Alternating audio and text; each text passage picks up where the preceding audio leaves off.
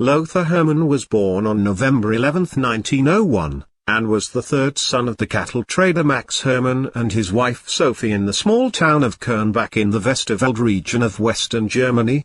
He had 11 siblings, some of whom died in childhood.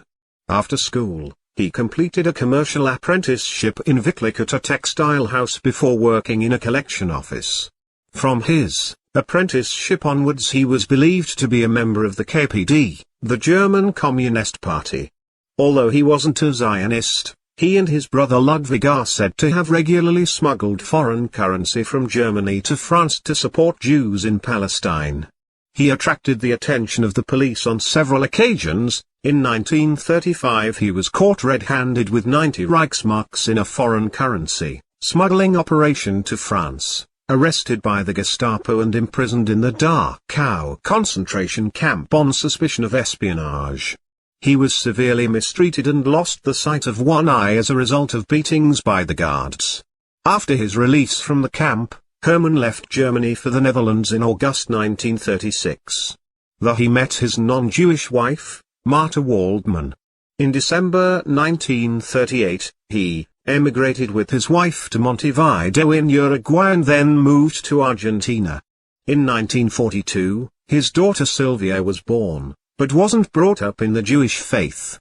During the Nazi era, his entire family was murdered, with the exception of his brother Hugo and 3 other relatives. After the end of the Second World War, Hermann lived as a stateless Jew in the metropolitan area of Buenos Aires. As a pension advisor, he helped German Jewish immigrants in asserting their claims for reparations. During the Nazi dictatorship, Argentina had become the third most important country of exile for European Jews. But during Juan Perón's presidency, a growing number of fugitive perpetrators of the Nazi regime moved to Argentina, who had nothing to fear under Perón until his overthrow in 1955. In the years that followed, Argentina showed little interest in prosecuting and extraditing the Nazi criminals. In 1954, Hermann's daughter Sylvia, who was now 12 years old, happened to meet Adolf Eichmann's oldest son Klaus, who was 17 at the time, in the York District Cinema. There are multiple stories of the events that led Sylvia and then Lothar Hermann to suspect that Klaus was Adolf Eichmann's son. As early as 1954, Lothar Hermann passed on his suspicions to the Jewish community in Buenos Aires and then to the DAI, the Jewish political umbrella organization in Argentina, but they didn't act on this information. Hermann then passed on this information to Fritz Bauer and Tuvia Friedman, who was trying to investigate Nazi criminals whole in Israel, but was massively hindered by the Israeli authorities in further contact with Hermann. Fritz Bauer, who at the time was working in Hesse, in West Germany, as general prosecutor, passed this information on to the Israeli Foreign Secret Service, the Mossad, in 1957.